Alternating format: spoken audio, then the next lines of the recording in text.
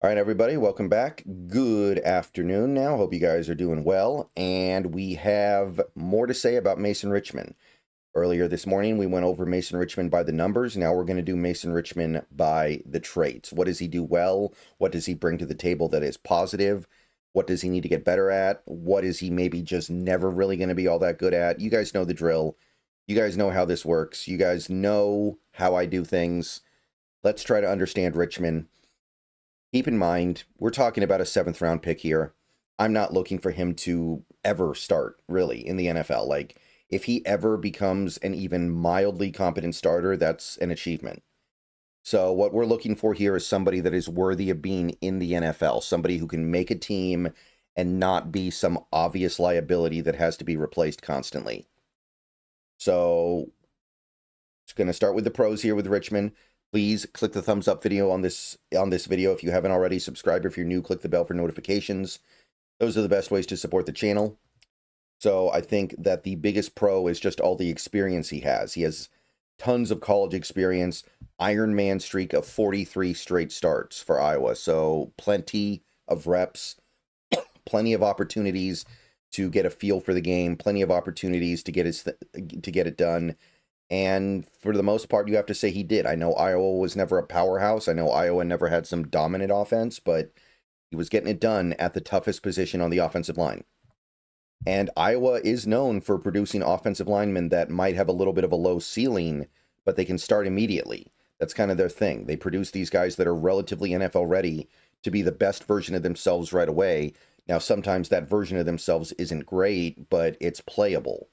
So while I, of course, don't think Richmond's going to start day one because that would indicate a disaster happened, he should be playable day one. Extensive experience playing in zone schemes. We went over that in the video this morning. He knows how to play in space, at least on a technical level. He's done it over and over and over again. He can play on the move. He can hit lateral landmarks. He can climb up to the next level. It's not going to be great at all times, but it will be passable. And sometimes that's all you need. Again, we're talking about a guy who will be lucky to be a career backup. You just need somebody that can do the things on a functional level, and he can. He's technically a good player. That Iowa coaching has brought out the best in him.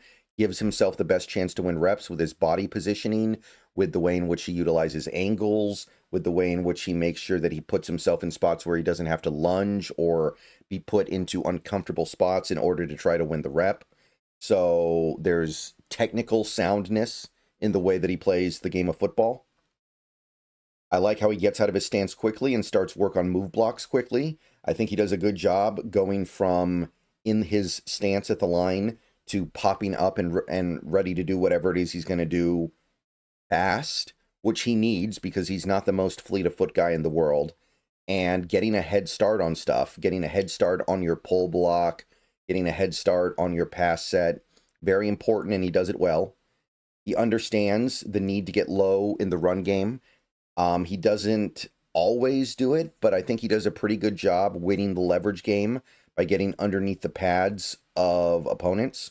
Understands that if he's going to win in the trenches, given the fact that he is a little bit on the smaller side, he's barely over 305 pounds, he is going to have to get low and win leverage. So there is some hope for him as a run blocker. Made massive improvements as a pass protector in 2024. We went over that above, but the stats speak for themselves. He had spent his whole career doing a really bad job keeping his quarterback clean, and then in 2024, he was suddenly able to do it at a pretty high level. Part of that is because Iowa's a run-first offense, but still, they've always been pretty balanced, if not run-first, and last year, things were very different.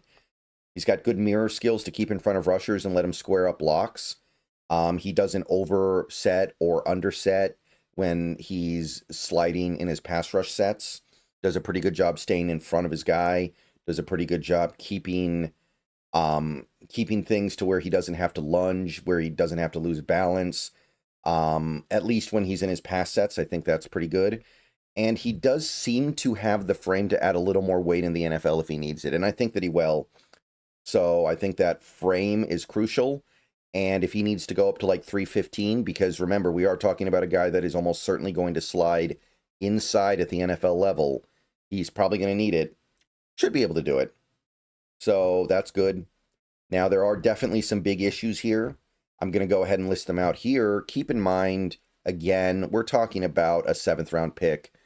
I don't feel the need to crucify a 7th round pick. But if I'm being perfectly honest, I think this guy does have a little bit of an uphill battle to finding a role in the NFL beyond just guy who sits on the bench. Because he can't play tackle, but the way he plays football is kind of, I feel like it's kind of meant for tackle more so than the inside. So yeah, his length is garbage, and that's going to force him to move inside. He's got 32 and 1/8 inch arms according to his pro day. His pro day said he had 32 and 1/8 inch arms, so it might be even shorter. But the point is, it's not going to cut it at tackle, so he's definitely going to have to slide inside. And outside of garbage time in his freshman year, he has 0 experience doing it. So can he do it? Who knows? So we can hope, we can project, we can acknowledge that it's his only chance. Doesn't mean he's going to do it. By the way, 32 1/4 is still pretty short for a guard. So that's like 1/8 of an inch tall, longer than Zabel. And Zabel is pushing it. So this guy's pushing it too. He also ran some drills at his pro day, but they made Tyler Booker look good for the most part. 5'3", 840, 189 10-yard split. This paints the picture of somebody that was good enough to play zone blocking schemes in the college ranks. When he gets to the NFL, though, this may not cut it. A 189 10-yard split is not going to get you anywhere. So I'm looking at this and I'm thinking to myself, can this guy hit his landmarks against NFL defenders? I'm not so sure. And he had other testing numbers that were pretty rough too, so beware. Can occasionally be clumsy when pulling or climbing gets out of control. I think that there are a lot of reps where he kind of oversets when he's on the move. He goes too far and he doesn't hit the mark accurately. So there's a little bit of clumsiness as well, which that'll obviously hurt you in zone. He's only had 1 year of good pass protection. He was a turnstile previously. He was previously somebody that was routinely getting his quarterback in trouble. Currently, he's more finesse than mauler, I think. He doesn't have the strength or the power or the size to be a mauler. And that may not be a good thing at guard. Like, maybe you can get away with it as a tackle, but if he slides into guard, which he almost certainly will have to do, we are talking about a style mismatch potentially. And he's going to need some time to reconfigure his game. Usually, Iowa offensive linemen are pretty much ready to go out of the box. But the concern I have here with Richman is he's going to have to learn how to play differently. He's going to have to learn to play with more bulldozer power. He's going to have to learn how to take on bigger defensive tackles on the interior. And that's going to take time.